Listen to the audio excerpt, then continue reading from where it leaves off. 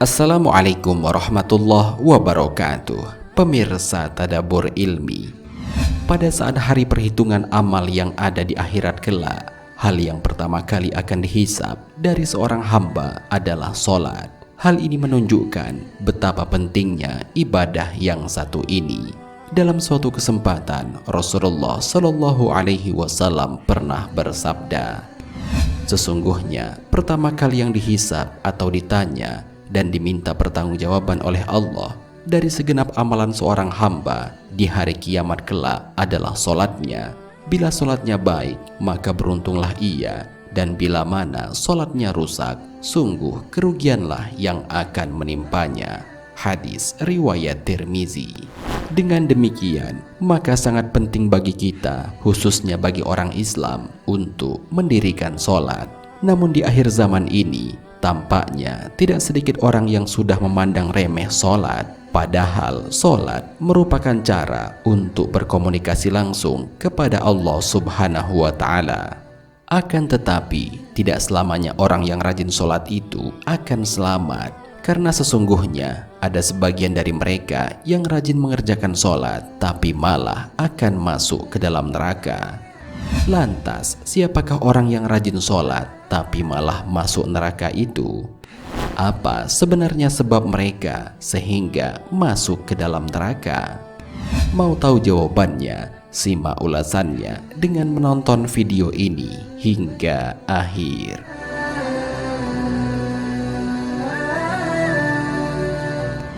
Sebelum lanjut, bagi kalian yang belum subscribe, silahkan untuk menekan tombol subscribe terlebih dahulu. Aktifkan lonceng notifikasinya. Bagikan video ini kepada teman-teman kalian agar semakin banyak orang yang mendapatkan manfaat dari channel ini.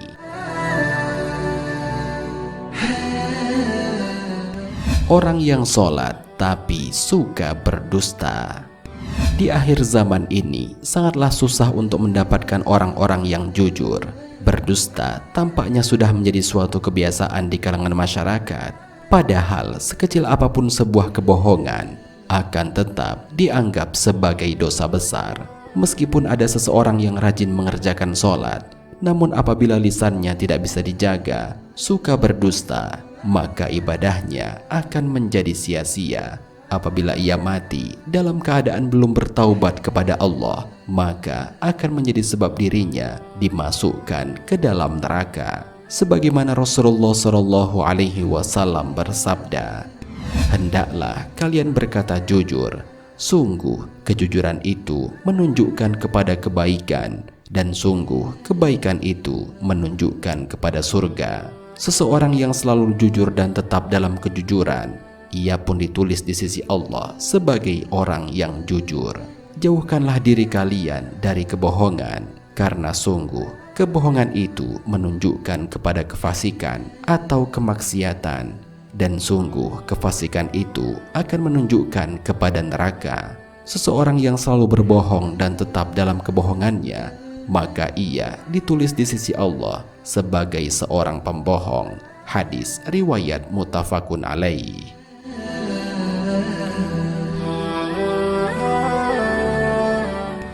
Orang yang sholat tapi suka mengumpat orang lain.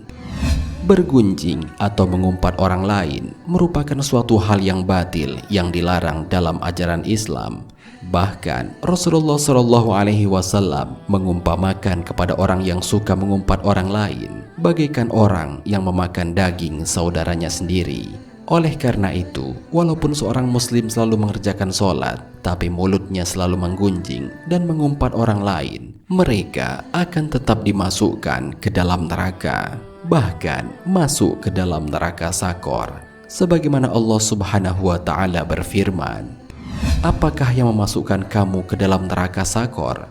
Mereka menjawab, "Kami dahulu tidak termasuk orang-orang yang mengerjakan sholat, dan kami tidak pula memberikan makan orang miskin, dan adalah kami membicarakan yang batil bersama dengan orang-orang yang membicarakannya. Dan adakah kami mendustakan hari pembalasan hingga datang kepada kami kematian, maka tidak berguna lagi bagi mereka syafaat dari orang-orang yang memberikan syafaat."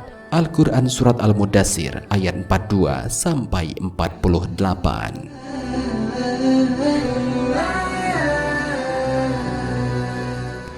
Orang yang sholat tapi masih suka minum minuman keras. Masih sering kita jumpai di kalangan masyarakat, banyak sekali orang-orang yang melakukan sholat tapi juga suka minum minuman keras. Inilah akibatnya apabila menganggap sholat hanya sebagai sebuah rutinitas semata, sehingga dalam melaksanakannya tidak dibarengi dengan hati yang ikhlas.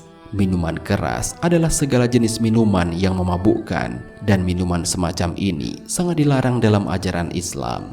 Rasulullah bahkan melaknat orang-orang yang suka minum minuman keras ini, sebagaimana dijelaskan dalam sebuah hadis.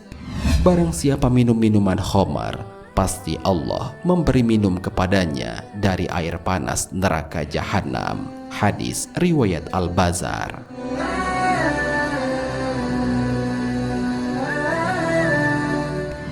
Orang yang sholat tapi masih percaya dukun. Orang yang percaya kepada dukun dan mempercayai bahwa ia adalah orang yang sakti, berarti ia telah melakukan perbuatan syirik, atau dengan kata lain, ia telah menyekutukan Allah.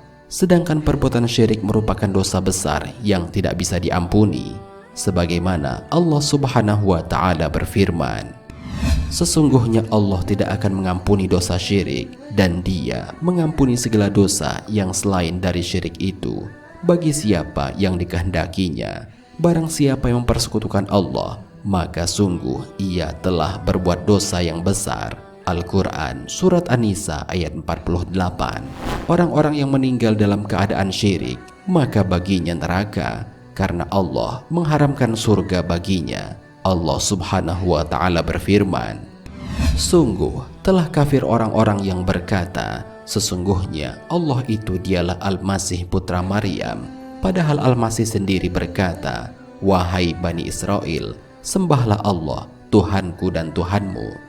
Sesungguhnya barang siapa mempersekutukan sesuatu dengan Allah, maka sungguh Allah mengharamkan surga baginya, dan tempatnya ialah neraka, dan tidak ada seorang penolong pun bagi orang-orang zalim itu." Al-Quran Surat Al-Ma'idah ayat 72.